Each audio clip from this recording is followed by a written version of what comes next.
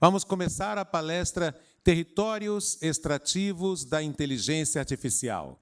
Corpos, dados e emoções. Vamos falar um pouquinho sobre a palestra e sobre a palestrante, e depois eu chamo ela aqui no palco, porque eu tenho esse costume, né? Eu primeiro falo do currículo para depois chamar, porque senão o pessoal aplaude na hora que a gente está contando a vitoriosa história de vida do palestrante. Aí dá zebra, porque a gente não vai escutar essa preciosa história de vida.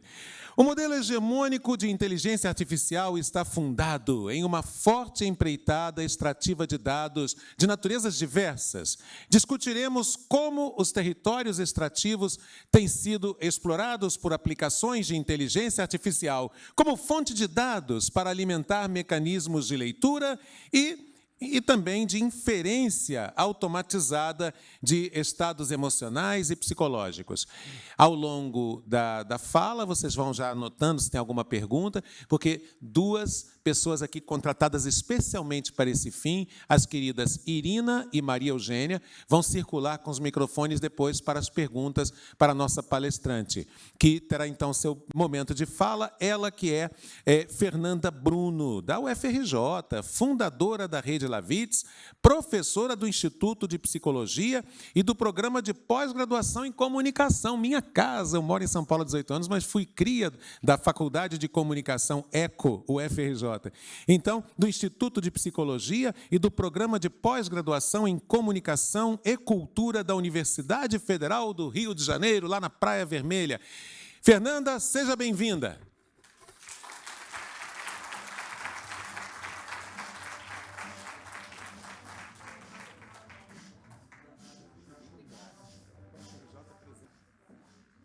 Está me ouvindo? Estão me ouvindo bem? Bom, boa tarde. Quero agradecer muitíssimo o convite da organização. Eu sou muito fã do trabalho do seu web, do NIC, do CGI. Então, uma honra imensa estar aqui com vocês hoje, celebrando os 10 anos do seu web. Bom, eu vou ficar me movimentando entre as minhas anotações e um pouco do palco.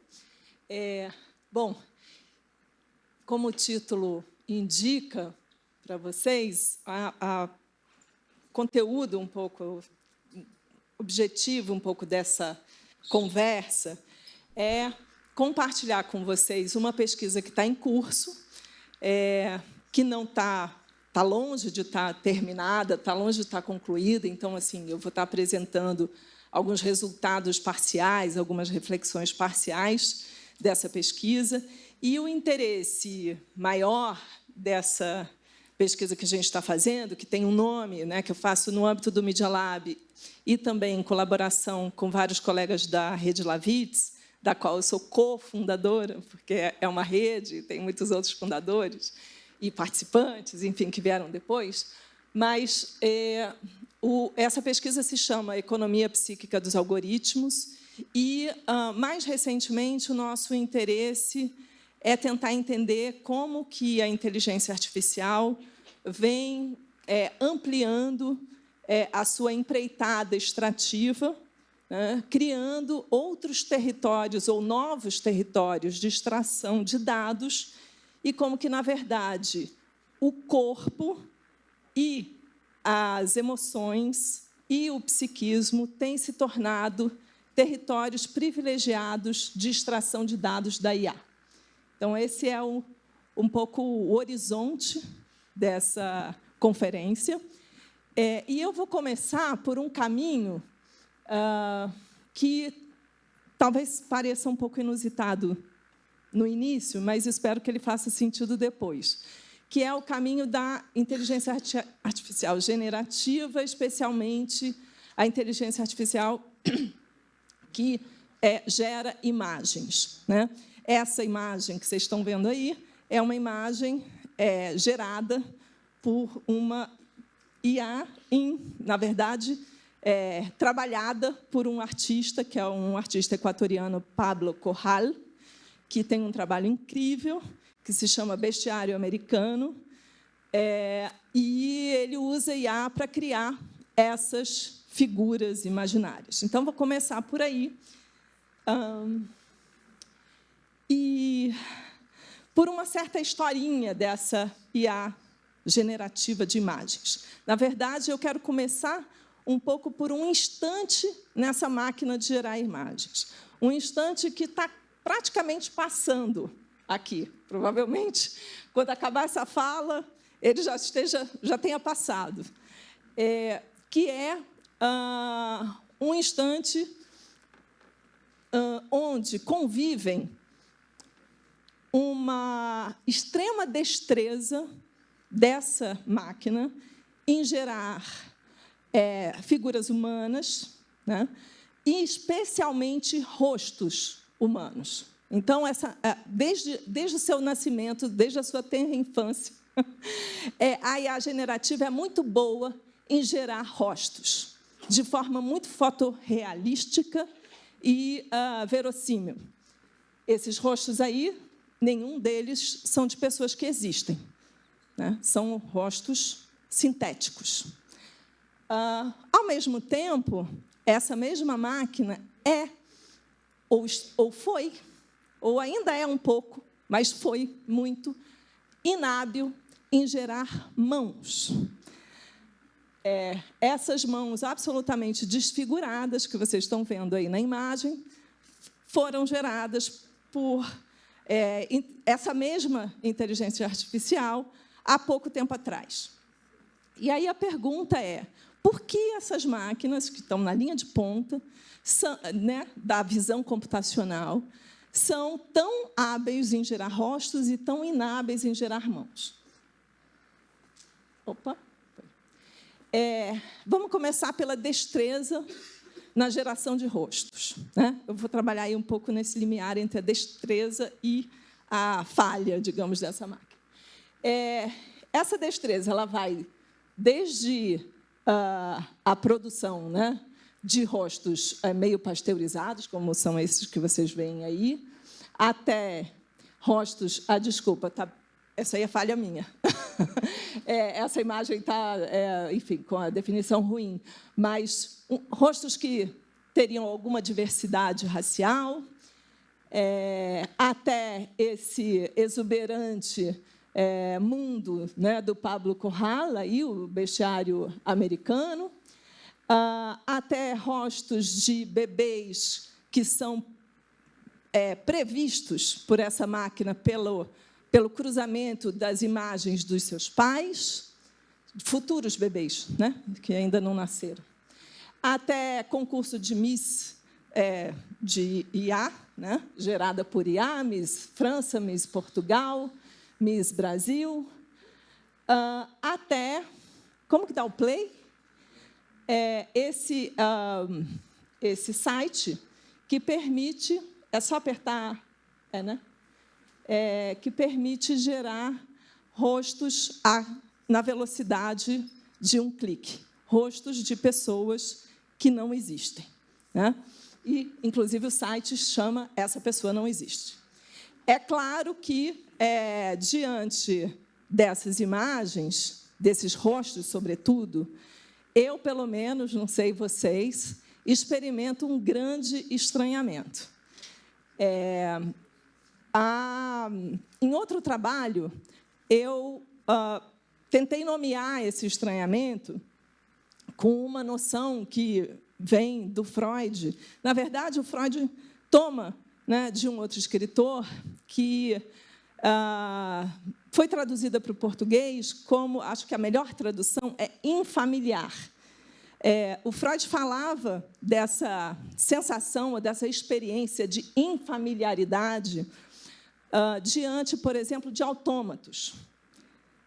E ele usava esse termo porque o autômato, ao mesmo tempo que ele é estranho, porque, imagina, um ser inanimado, não vivo, que imita características de um vivente, né?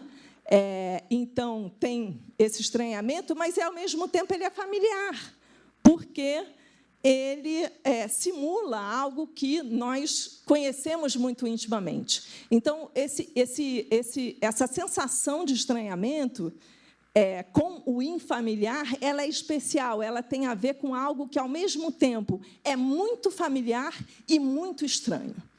São esses rostos aí, muito familiares e muito estranhos. Né? A gente pergunta, mas esses rostos, por que eles não são tão estranhos? Porque eles são rostos sem alma, sem interioridade, sintéticos, pós-humanos? A gente não sabe muito responder. Né? O estranhamento tem a ver com isso, com perguntas que você não consegue imediatamente responder, que você precisa sustentar durante um tempo. Né? Bom, vamos fazer... antes de passar para as mãos, um pequeno desvio que tem a ver com um pouco a minha trajetória de pesquisa sobre rosto num outro contexto completamente diferente e que a chamada filosofia da diferença, né, que é uma filosofia que se estabelece, sobretudo, na França, a partir dos anos 60, enfim, segunda metade do século XX, que foi influente num dado momento da minha... Até hoje mas foi mais influente num dado momento da minha trajetória. E, na ocasião, esses dois filósofos, né, o Gilles Deleuze e o Félix Guattari, o Guattari, além de filósofo, era também psicanalista, esquizoanalista, melhor dizendo, eles falavam que era preciso desmontar a máquina da facialidade, que a nossa cultura era uma cultura obcecada pela facialidade, obcecada pelos rostos, e que, sim, o rosto tem um grande porvir, com a condição de ser destruído, desfeito. Essa ideia de destruir a facialidade tinha a ver com uma proposição de que o rosto ele não seria a janela da alma, o lugar de nossa singularidade, mas sim o lugar de inscrição dos padrões sociais, dos clichês, dos estereótipos, daquilo que a sociedade pede de nós. Então, tinha um clamor aí por nos desfazermos desse rosto socialmente determinado em busca de alguma outra coisa. Não é à toa que eles, na época, dialogam muito com o pintor Francis Bacon, que construía... Eu queria trazer uma imagem, mas não deu tempo. Depois vocês busquem aí na internet. Que construíam aquelas figuras, né, com a face completamente... e o corpo, em geral, completamente distorcido. Mas o fato... Espera aí, deixa eu voltar. O fato é que a gente tinha, nesse horizonte, a ideia de construir pessoas sem rosto, mas acabamos construindo rostos sem pessoas. Estamos nesse momento. Agora eu faço um corte e vou para esse outro polo de produção de imagens sintéticas e que tem a ver com essa incapacidade, num primeiro momento, que já está sendo corrigida, já melhorou bastante, de produzir mãos. Então, como vocês podem ver, aí é uma coleção de mãos geradas por IA. Essa falha ela foi viralizada na internet a partir de um tweet desse cara aí, eu não sei o nome dele, não lembro, na verdade, e ele pediu assim para a máquina: faça fotografias no estilo da fotógrafa Nan Goldin, uma fotógrafa americana que, enfim, se dedicava, sobretudo, a fotos de festas da cena underground estadunidense, e fotos meio íntimas, e de pessoas, enfim, bebendo, vivendo, enfim. E aí ele pede, né, assim, me faça fotos similares às fotos de Nan Goldin em pessoas numa festa. E a IA faz um estilo que é bastante parecido com o estilo da Nan Goldin, mas, quando a gente vai olhar de perto, a gente vê que as mãos são extremamente monstruosas. Né? Aí, tem umas mãos ali no braço, ali atrás. E aí isso viralizou. Né? Hoje, inclusive, isso permanece, né, nessa imagem que ficou famosa do Papa usando Balenciaga, né? A mão, ela é justamente o lugar para onde se olha para saber, né, para produzir evidência de que a imagem é falsa, né, ou gerada por IA, melhor dizendo. E aí proliferaram, na época, uma série de memes na internet com essas mãos monstruosas. Essas imagens que eu estou mostrando agora, eu gerei assim há 2 meses atrás, aproximadamente. Vocês podem ver que já melhorou bastante. E que ainda tem um pouquinho de dedo a mais ali na mão da moça, mas já melhorou muito. E essa aqui, por exemplo, que eu fiz em homenagem a Dana Haraway, né, que é uma filósofa que escreve também agora sobre cachorros, uma filósofa da ciência e bióloga, você vê que já está bastante boa, né, a mão. Então, esse instante ele está... Desculpa, deixa eu voltar.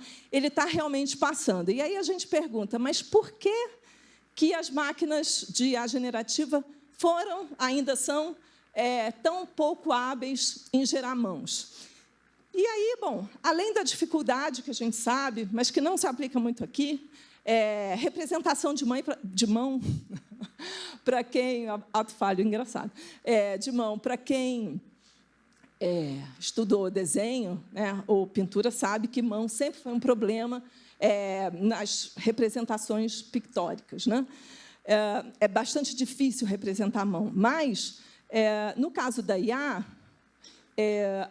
tudo indica que essa dificuldade em representar mãos tem a ver com o fato de as mãos serem subrepresentadas nas bases de dados da IA, além do fato delas serem, como é um órgão muito relacional, a mão está sempre segurando alguma coisa, ela é muito mais contextual, ela dificilmente ela está destacada da cena, né, como o rosto, por exemplo, né, ou como outras partes do corpo, ela está sempre misturada a objetos, a outras mãos, a outras partes do corpo, de modo que é muito mais difícil você consolidar uma base de dados boa o suficiente para o treinamento das máquinas.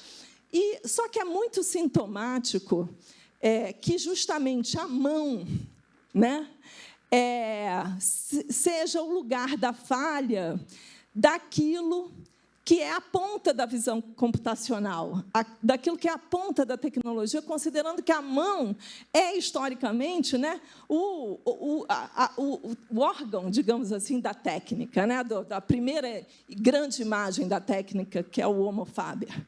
Mas, ao mesmo tempo, também é sintomático que essa desfiguração das mãos também esconde as muitas mãos, ou melhor, na verdade, revela as muitas mãos que estão por trás desse trabalho de etiquetagem de imagens na preparação das bases de dados feitas para treinar a IA. Né? Como o Diogo estava falando aqui hoje mais cedo, as muitas mãos que trabalham rotulando, etiquetando essas imagens e que estão, na maior parte das vezes, situadas aí no mundo majoritário. Então, tem esse sintoma também, né? Porque essas imagens elas tendem a tornar opaco esse trabalho, né? Que é um trabalho praticamente manual.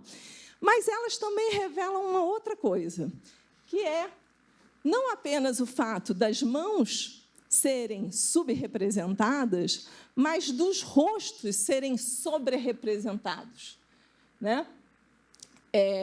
E aí a gente entende também por que o rosto é tão bem reproduzido, né? E tão bem formulado, tão bem gerado pela IA generativa.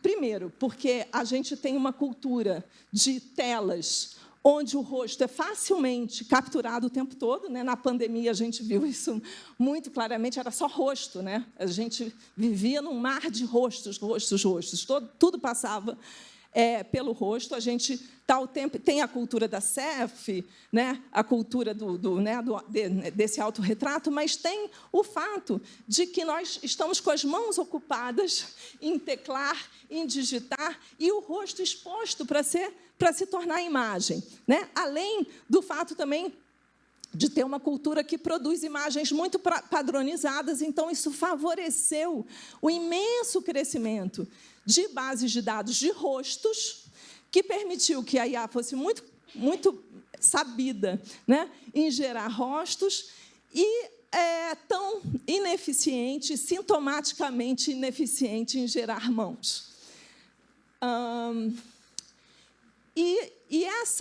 Esse contraste, né, entre a sobrepresença do rosto e a subpresença da mão, embora, no real, essas mãos são muito numerosas, como eu já falei, esse contraste ele também nos revela, e aí eu volto para a questão do território extrativo, o quanto que o rosto vem se tornando, cada vez mais, um território privilegiado de extração de dados. Isso já não é novidade, mas agora, mais ainda, se torna um território privilegiado de extração de dados para a inteligência artificial. Esse diagrama é só um diagrama que mostra um pouco esse processo extrativo no reconhecimento facial. E aí eu volto nessa pesquisa que a gente faz lá no Media Lab, na Lavitz, né? E a gente tem, desde 2001, feito um levantamento de casos que nos permite visualizar com mais clareza esse interesse das plataformas, das aplicações digitais em extrair dados psicológicos e emocionais. Aí, num primeiro levantamento que a gente fez, que foi em 2021, a gente percebeu que o grande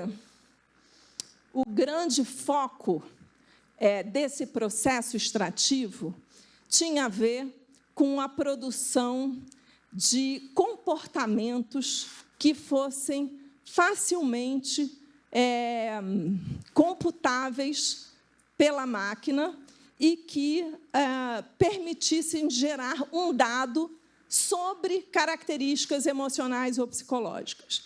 Então, num primeiro mapeamento que a gente fez, para entender, né, como que as nossas emoções e o nosso psiquismo, a nossa subjetividade, podia ser extraída, já que ela não, né, são características que não estão assim disponíveis para extração, elas precisam ser produzidas de modo a se tornarem passíveis de extração de valor, extração de informação, do que quer que seja. A gente percebeu que uma operação bastante transversal era transformar o máximo possível da atividade online em um comportamento que fosse passível de ser computado e que informasse sobre uma característica emocional ou psicológica. Um exemplo bem banal disso é a incorporação de uma série de funcionalidades, como, por exemplo, esses botões, né, os emojis, que passaram a ser incorporados em várias plataformas e que permitem o quê? Permitem que uma emoção vire um comportamento de clicar uma emoção não, tá, gente? Porque não é isso, mas vamos fazer de conta que é. Do ponto de vista da estrutura, é isso, que uma emoção que está ali acontecendo, né, ela vire um comportamento de colocar um emoji e isso torna essa emoção computável, né, de forma escalável. Então, na própria materialidade das plataformas, a gente foi vendo a incorporação de uma série de elementos, desde o botão do like até os emojis, até uma série de outras coisas, para tornar as nossas emoções legíveis para o cálculo computacional. Depois, no segundo levantamento que a gente fez, que a gente lançou no ano passado, a gente percebeu que o grande lance a grande novidade, sem prejuízo do valor do dado comportamental, que continua tendo. Então, só um parênteses, que eu acho, não sei se ficou claro, embora eu acho que aqui o público todo entende disso, talvez até melhor do que eu. Mas essa operação de produzir um comportamento que gera um dado, né, isso na linguagem aí do modelo de negócios e na linguagem da ciência de dados e de outros, é o chamado dado comportamental, né? Então, todo o investimento dessa primeira fase, vamos dizer assim, era mais voltado para a produção de comportamentos. E isso, claro, tem tudo a ver também com a produção de engajamento, etc., etc. Mas, agora, mais recentemente, a gente percebeu que tinha um outro foco, que não era só o comportamento. O comportamento continua lá, continua muito valioso, mas é a extração de dados de territórios ancorados no corpo, como a voz e a face. Eu diria que são esses dois grandes novos territórios extrativos da IA, e extrativos de dados psicológicos e emocionais, não de dados quaisquer, né? Porque se supõe, nesses modelos, que micromovimentos da face e também expressões faciais revelam emoções. Também se supõe que modulações na voz revelam estados afetivos, ansiedade, depressão, excitação, estados de saúde física, né? Gripe, entre outras coisas, revelam até, segundo algumas teorias, vulnerabilidades, questões ligadas a gênero, etc., etc. Bom, depois a gente vai falar um pouquinho dessas teses. Mas o fato é que a gente começou a perceber uma série de aplicações que estão voltadas para leitura automatizada de voz e de rosto, procurando extrair dado emocional. E eu vou focar aqui mais no rosto. A gente está escrevendo um artigo que trabalha com os dois mundos, né? O mundo da voz e o mundo do rosto. Né? Se a gente pensar Eco e Narciso, né? na mitologia. Mas o que a gente percebe é que a gente tem uma passagem, né, de uma ênfase maior no comportamento para isso que a gente está chamando de uma ênfase na emoção corporificada, e que esses sistemas extrativos vêm cada vez mais embarcados nas aplicações. E a tendência é essa. É que isso venha, Diogo deve ter alguns exemplos, pode me ajudar depois, que venha embarcado em aplicativos, em plataformas, até num chat GPT futuro e coisas do gênero.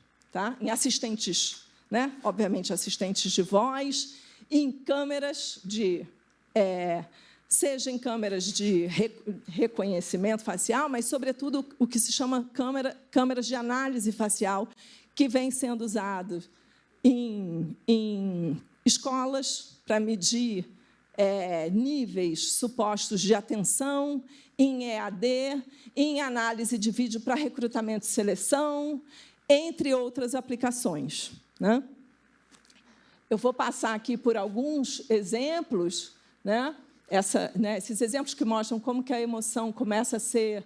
E a ideia, é, claro, modular conteúdo e fazer sistema de recomendação modulável segundo a emoção capturada ali, não mais em relação ao suposto interesse, mas também a emoção no momento, né?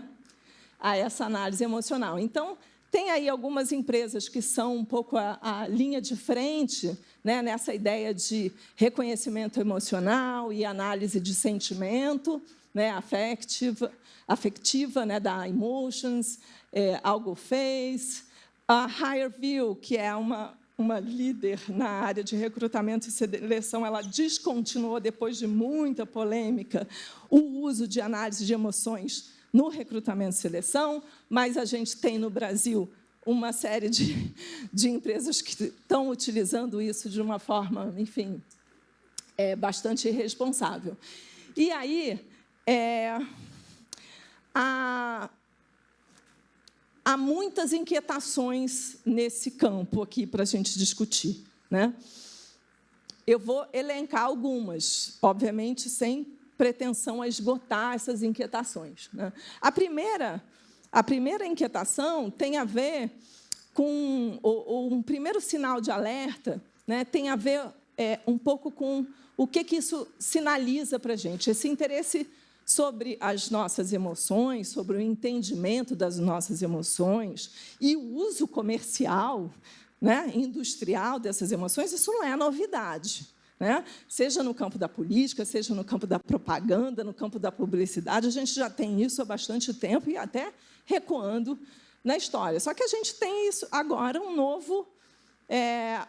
uma nova escala em que isso se dá, e esse foco, que é o que eu estou querendo trazer aqui para vocês, nessa dimensão da face, né? Da face como sendo o grande território e a voz, né? Mas aqui a gente está focando na face, de revelação de estados emocionais ou de informação de dados emocionais, né?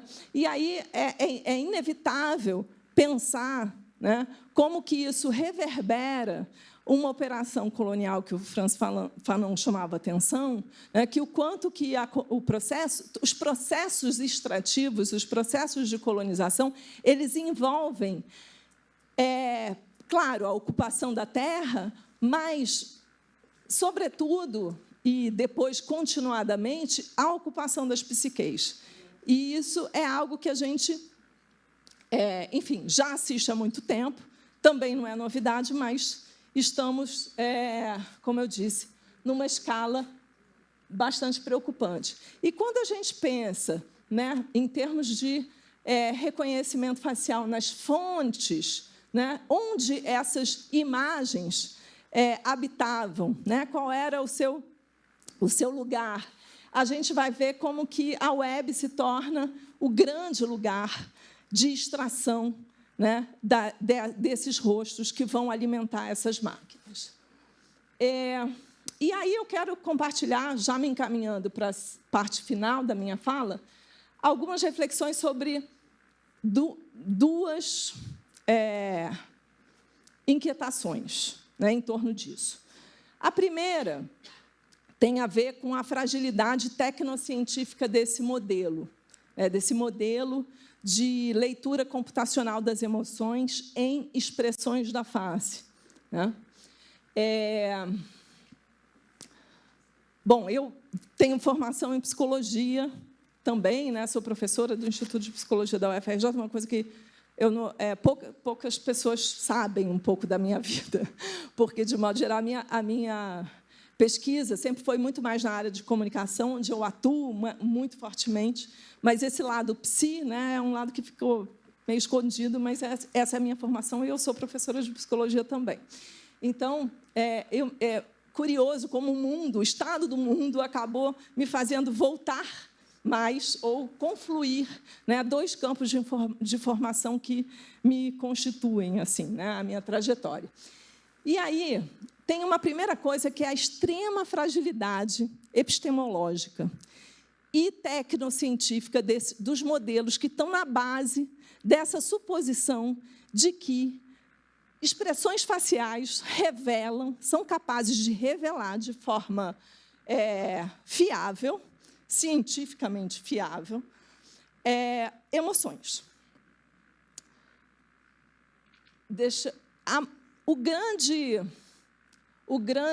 Bom, aí, peraí. Antes de entrar no Paul Ekman, que é um dos líderes, né, da teoria universal das emoções, que, desde os anos 60, produz, né, enfim, todo um conhecimento nessa direção e que é muito usado por uma série de aplicações da visão computacional, antes de entrar nisso, eu queria falar algumas coisas, né, hoje sobre o estado atual da arte, sobre na psicologia, na chamada etnopsicologia, que é um campo de confluência da psicologia com a etnologia, e na própria antropologia e na própria neuropsicologia, e, em parte, nas neurociências. Nas neurociências, a controvérsia é grande, que é o fato, ou um debate, de que tudo indica, ou as evidências científicas indicam, que não há como postular uma teoria universal das emoções. E que há, menos ainda, como postular que as expressões da face revelem emoções que possam ser escaladas em aplicações de âmbito global, né? Isso, primeiro, por quê? Porque tudo indica, né? Quando eu falo tudo, são as evidências no campo das pesquisas sobre emoções que se faz nessas áreas que eu mencionei para vocês. Que as emoções, isso que a gente chama de emoção não é um atributo do sujeito, né? Como a linguagem. Temos, né? Todo ser humano possui, né, a função de linguagem. Pode ter uma deficiência ou outra, um déficit ou outro no campo da linguagem, mas a linguagem é um atributo do humano, ou uma característica, por exemplo, fisiológica, né? Vemos em 3D.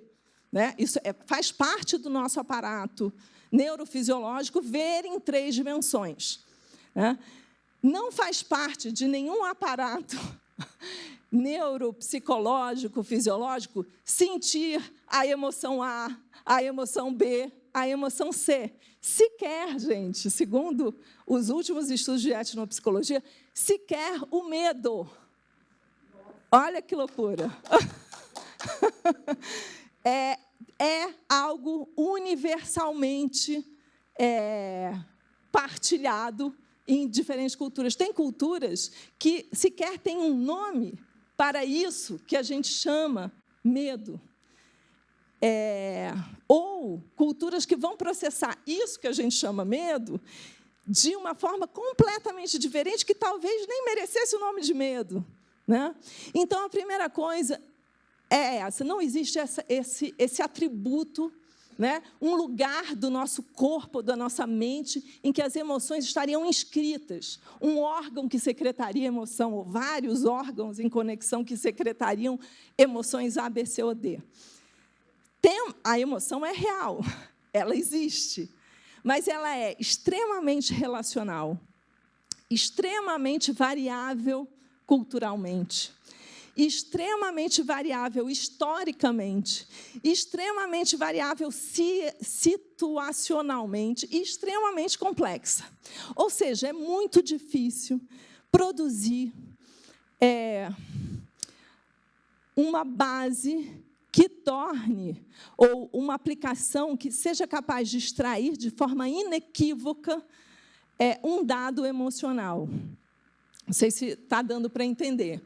E esse é um estudo, né, umas imagens do estudo do Paul Ekman, que dos anos 70, que foi muito influente nessa ideia que a gente carregou por muitos anos, de que as emoções poderiam ser universais. Né? Isso já vem lá do Darwin, mas o Darwin simplesmente anunciou e largou, não fez um grande estudo, e depois o Ekman foi o primeiro a sistematizar um estudo nessa direção e propor essa universalização, ao ponto de criar, né, um sistema de codificação que permitiria ler nas expressões da face emoções, 7 emoções. Né? No início eram 6 e depois viraram 7. Esse tipo de empreitada permanece existindo em vários laboratórios de ponta de visão computacional. Essa pesquisadora, que é uma pesquisadora incrível, que tem um laboratório fantástico interdisciplinar, que é a Liza Barrett, ela não é só ela, né, é uma equipe, eles têm feito estudos para mostrar justamente esse caráter relacional construído das emoções. E ela mostra que, por exemplo, apenas 4 estudos dos anos 69 a 2007 embasaram essa ideia de que você pode extrair emoções universais da face. 4. 1, 2, 3, 4. Ou seja, cientificamente falho. Agora, a gente pergunta por quê? Né? O campo da visão computacional negligenciou, porque, claro que eu sei, claro que ele sabe, né? Negligenciou evidência. Já na época do Paul Ekman, o grande antropólogo Bateson e a Margaret Mead, né, 2, fizeram críticas severas ao estudo do Ekman.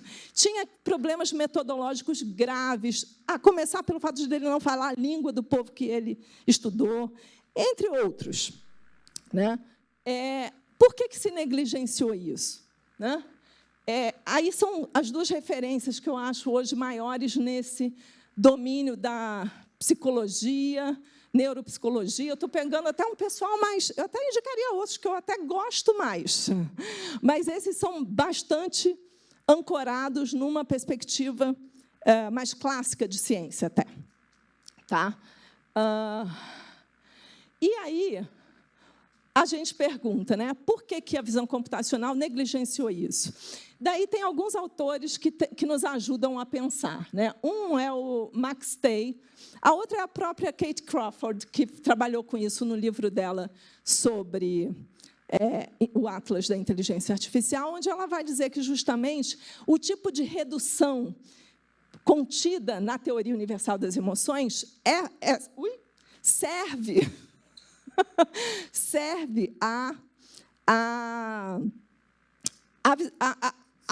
ao tipo de operação que uma máquina precisa fazer para ler emoções.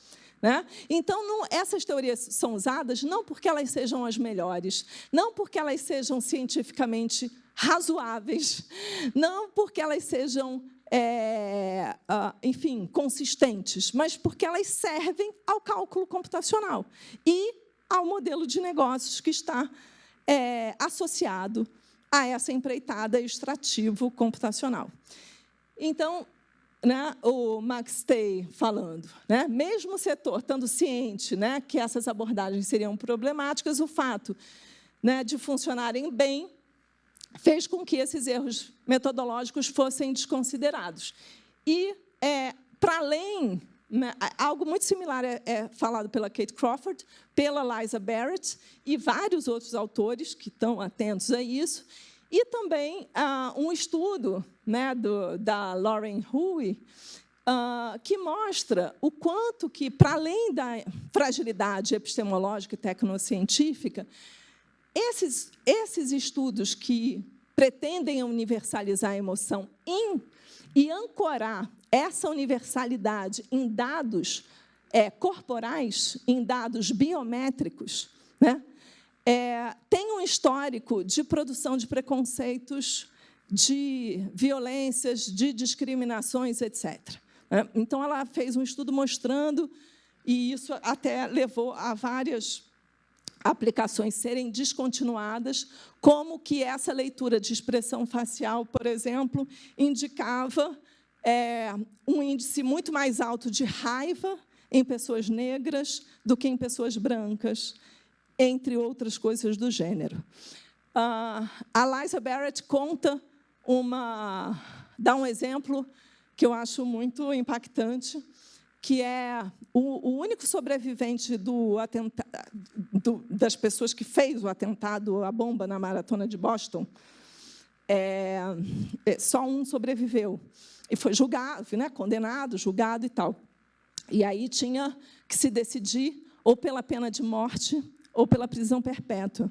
E o que definiu foi a análise do rosto, porque, embora ele enunciasse palavras de algum arrependimento, concernimento, lamento pelo ocorrido, a expressão facial dele era o que se chamava de stone face, né? Era um rosto que não mudava, um rosto de pedra, né? Um rosto que supostamente revelava que ele não estava sentindo nada. E isso determinou, eu acho, agora posso estar errada com o final da história, mas acho que determinou a pena de morte. E, independente aí de qualquer coisa, ela chama atenção para o fato de que esse tipo de decisão, baseado nesse tipo de análise, não poderia nunca ser tomada, né? Porque isso, por exemplo, poderia ser um mecanismo de defesa, né? E não uma ausência de sentimentos ou de emoções, né? Algo que em 2 minutos a gente pensa, a gente, enfim, processa, né? Então, isso toca num ponto que é o último, embora ainda estou assim, mais ou menos confortável, que é a última inquietação que eu quero chamar para vocês, sobre desse tipo de empreitada extrativa, né, que atribui características emocionais legíveis na expressão do rosto. Isso retira, isso como quase todo tipo de análise biométrica que tenta inferir dados psicológicos ou emocionais das características do corpo, né? Retira do sujeito que está em jogo a margem, reduz, melhor dizendo, bastante a sua margem de negociação e de contestação. Porque, na maioria das vezes, essas expressões, esses micromovimentos da face, o movimento dos olhos, etc., eles são involuntários, muitas vezes. Ou eles não são absolutamente controlados pelo sujeito. E eles têm a ver com uma pletora de condições muito complexas que não podem ser traduzidas de forma unívoca. Então, se eu digo que você pode ocupar ou não uma vaga porque a sua sobrancelha mexe mais assim ou assado, você tende mais a sorrir ou não diante de uma informação A ou B, que você é adequado a uma vaga X de vendedor, de CEO, etc., por análise das expressões do seu rosto, retira desse sujeito a possibilidade de participar de forma um pouco mais autônoma, um pouco mais ativa, né, desse processo. E, quando eu falo isso, se retira desse sujeito a capacidade de negociar, de contestar, de divergir e até de entender o que está se supondo sobre ele na ausência dele, né? E aí eu fico me perguntando, né? Derivei assim de uma forma um pouco arriscada. Estou vendo a Lê ali, depois até queria te ouvir sobre isso. Por conta de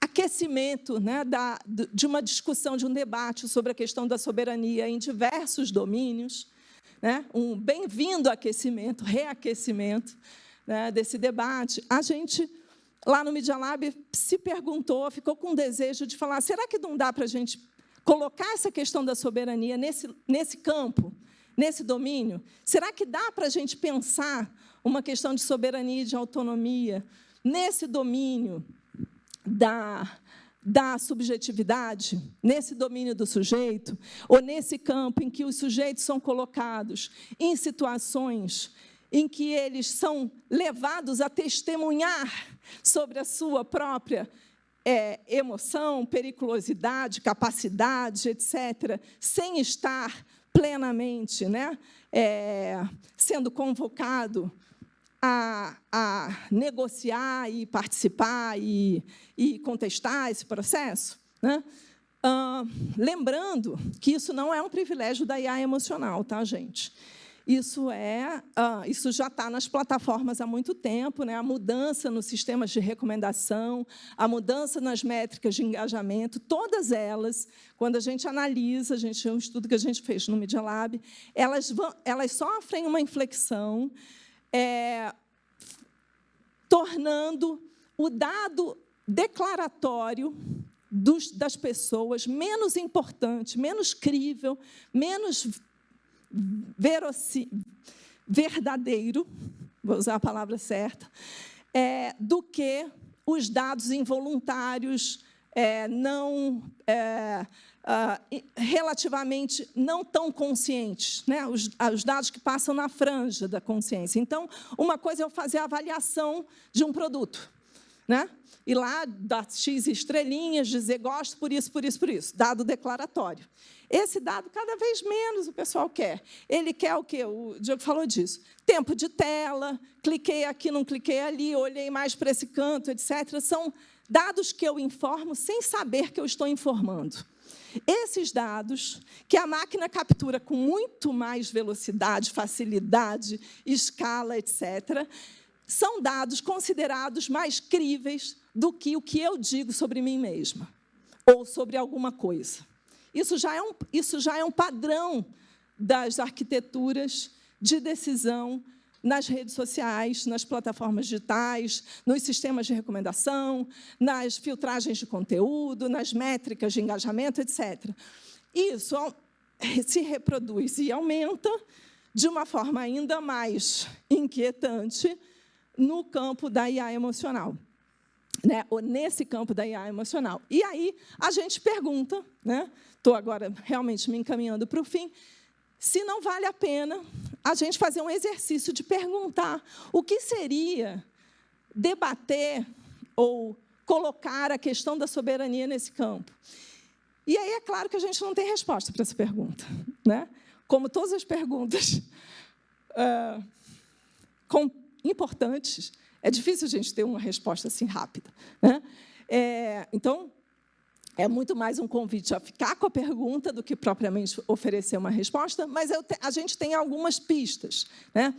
E essas pistas, elas envolvem algumas coisas. A primeira é que essa soberania ou essa autonomia do sujeito que a gente poderia estar indicando, chamando a atenção no campo da IA emocional, por exemplo, né, para além dos problemas que eu já falei, da fragilidade epistemológica, científica, etc., essa questão ela não pode ser entendida como um retorno a um sujeito autônomo, soberano, racional, dono de si, que individualmente vai escolher o que é melhor para ele ou para qualquer coisa, tá certo?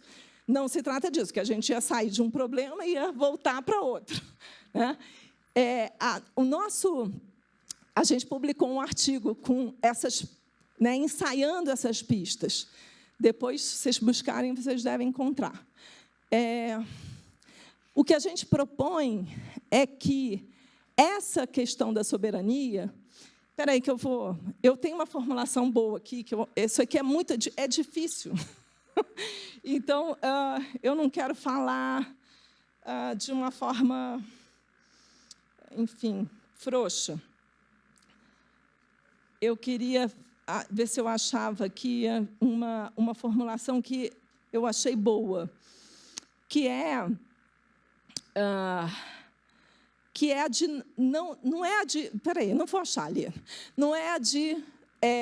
garantir que o sujeito seja o autor individual das suas escolhas, mas garantir que ele possa negociar e contestar as condições nas quais ele é levado a escolher A ou B, ou ele escolhe, ou ele vive, ou ele atua, ou ele age. Porque a gente sabe que o que nós fazemos é fruto de uma série de circunstâncias. Então, é uma atuação, não é eu ser o grande soberano da minha ação, mas de que modo a gente pode construir coletivamente as condições nas quais a gente possa agir, e agir é também poder diferir, contestar, negociar e também revisar essas próprias condições, porque, eventualmente, aquilo que a gente hoje decide como sendo as boas condições de uma ação coletiva, amanhã não serão, né? Mas por N razões. Então, acho que é isso. E queria convidar vocês a, enfim, a continuar essa conversa no debate. E, bom, e por aí. E se vocês puderem depois dar uma olhada nesse artigo e mandar retornos, porque realmente a gente não tem muita certeza do que está ali. Esse é o melhor momento da pesquisa, quando a gente não sabe, né, não está muito certo daquilo que a gente encontra. Então, nesse momento, a escuta é muito bem-vinda. Obrigada. Uau! Pode sentar aqui, Fernanda. Pode sentar aqui com o microfone aqui nessa cadeirinha, eu aqui do seu lado. Isso, o melhor da pesquisa são as perguntas de pesquisa e as hipóteses. Bom, ali do lado esquerdo, meu direito, para vocês que estão no auditório, está a Maria Eugênia, de cabelos loiros. Eu sou baixa visão, mas vou audiodescrevê-la. E do lado esquerdo, de cabelos vermelhos, a Irina. Para vocês levarem o microfone. Infelizmente, nós estamos com um tempo bem apertado. Enquanto elas vão chegando, só te contar duas coisinhas curiosas sobre essa. O debate que você propõe, Fernanda, é crucial. Ele, na verdade, vai ser o grande debate ético dos próximos anos, décadas, tudo. Um filósofo, bom, Félix Guattari e Júlio Delise são fortíssimos nos debates na Escola de Comunicação da FRJ, pela Revolução Molecular, pelo movimento de rádios comunitárias, que o Guattari tanto amava, o movimento brasileiro de rádios comunitárias, ele era apaixonado. Agora, quando você fala da ditadura, digamos assim, né, você não usou essa expressão, eu estou usando, do que a gente percebe nas faces, você sabe que o primeiro filósofo que falou sobre o potencial de nós, baixa visão e cegos no mundo, foi um francês no século XVIII, o Denis Diderot. Denis, D-N-I-S, podem pesquisar no seu texto, famosa pesquisa Carta sobre os Cegos, em que ele diz exatamente isso, que a imagem, os cegos têm um potencial que outras pessoas não têm, porque eles não são escravizados pelas imposições do que a gente percebe ser a imagem. Olha que interessante. Denis Diderot, podem pesquisar, foi o primeiro filósofo que falou do potencial dos cegos justamente por não ver a face e não serem escravizados pelas aparências estéticas e comunicacionais supostamente trazidas pela face. Vamos lá, perguntas? Boa tarde. Meu nome é Sérgio. Tenho 68 anos de idade e queria agradecer à palestrante pela informação que ela acabou me trazendo. Num simpósio, num evento, há alguns anos atrás, do próprio NIC, né, eu levantei um problema quando o pessoal estava tratando de LGPD, né? Eu levantei uma dúvida que eu não conseguia a resposta na época, uns 4 anos atrás, não sei. A pergunta que eu tinha feito é a seguinte: a maioria dos brasileiros, né, utilizam o sistema operacional Windows, né? E, por eu ser da área técnica, eu percebi que, diariamente, tá, fazendo uso 100% devido de um computador, chegava, através de uma outra ferramenta, eu conseguia encontrar 10 mil, 12 mil rastreadores diariamente. Aí eu fiquei com uma dúvida, falei, mas como que tem a quantidade de rastreadores aí, né? Se eu estou pagando, está saindo da energia que eu gasto, né? Está usando o processamento do meu computador, não sei para onde está indo esses dados. Eu falo, LGPD ou IA, será que é IA? Aí, no evento também tinha um embriãozinho de IA. Eu falei, por um especialista, eu fiz a pergunta, para levantar informações de IA, quantas questões, quantos rastreadores teria no meu computador que seria factível? Ele falou, 7, 8, no máximo 10. Eu falei, 10 mil, 14 mil, 7 mil diariamente no computador sadio? Você me trouxe a resposta hoje. Só pode ser comportamento, entendeu? E onde que fica a LGPD com tudo isso aí? Uau! E a gente paga, tá? E a gente paga. E a gente paga. Vamos fazer o seguinte, como nós estamos muito em cima da hora, vamos com um pacote de 3 perguntas e depois você responde as 3, tá, Fernanda? Próxima. Segundo aqui. Boa tarde, professora Fernanda. Meu nome é Gabriel Soella. Eu sou doutorando da Escola de Comunicações e Artes da USP em Ciência da Informação.